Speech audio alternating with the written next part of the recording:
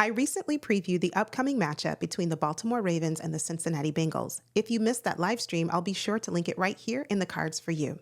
One thing I did not include in that live stream are players who I want to see really come out and make a dominant statement in this upcoming game.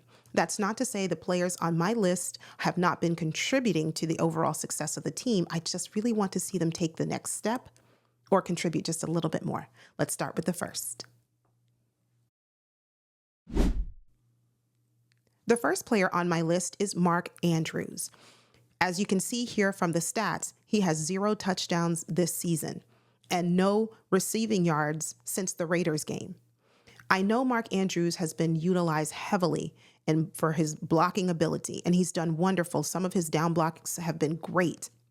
But I want to see us be able to say Mark Andrews and hear his name as he scores a touchdown or as he makes a big, huge catch that maybe change or swings the momentum or change the trajectory of the game. We know that Mark Andrews has a history of being that security blanket for Lamar. We've just not seen it this season.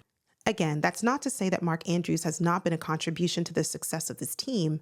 I would just like to see Mark Andrews score a touchdown or be involved more in the passing game, because in time past, Mark Andrews has been that security blanket for Lamar Jackson. And since Mark Andrews' injury, he has not been the same. He's not been utilized as much. Even in the AFC Championship game, he did not look himself. But here, after rehabbing, and we know that he was in a car accident earlier this offseason, but we are believing that he's a fully healthy Mark Andrews, so I want to see just a little bit more, especially because this last game against the Bills, Lamar Jackson delivered a perfect pass to Mark Andrews, brought it right into his breadbasket, and Mark Andrews dropped it.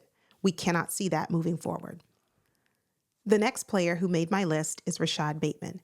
When we drafted him, the expectations were very high for him, and he's just not lived up to those expectations for one reason or another, albeit injury or lack of connection or chemistry with Lamar Jackson. We just haven't seen the types of numbers that we would expect to see from a wide receiver number 2. Let's take a look at some of his stats to see why he made my list. As you can see, Rashad Bateman, in terms of yards this season, they're trending in the wrong direction. He started out with 53 yards, then went to 40, then to 28, and then to 23. I understand that we're not really relying so much on our passing game because we are a run-first team. However, we don't want to ever be thought of as one-dimensional. We need to keep the defense guessing so that every time we have Derrick Henry on the field or Justice Hill on the field, it's not an automatic run play. We need to be able to diversify and have our weapons reliable to be able to do so. So I would hope that this game that we have a big contribution from Rashad Bateman. Player number 3 who made my list, David Ojabo.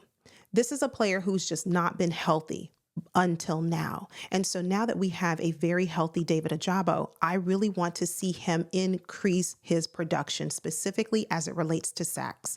Let's have a look at his numbers through the first 4 games of the season. As you can see with David Ojabo, he has 1 sack, and that game was the first one against the Chiefs. None since then.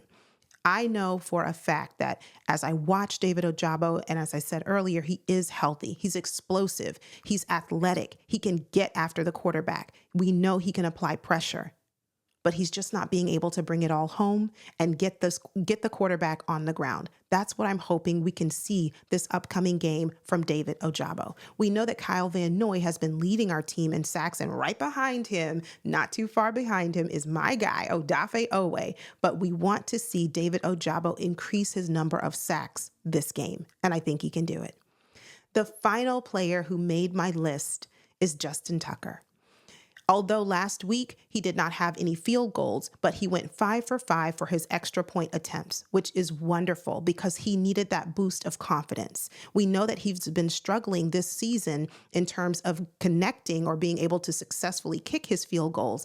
And I'm sure that wears on his confidence. I'm sure that wears on him mentally because he's always been Mr. Reliable. He's always been money in the bank. But even at 50 or just a little bit over 50 yards, he struggles.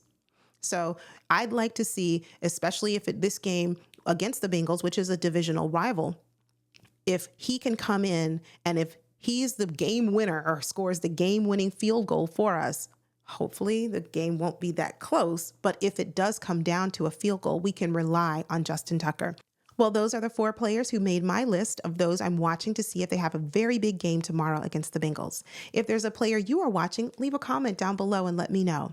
And if you enjoy the content, please make sure to give me a great big thumbs up, subscribe if you're new, and turn on your post notifications so that you are notified whenever I release content on this channel. I will see you very soon. Until next time, you take care, stay safe, and always remember, go Ravens.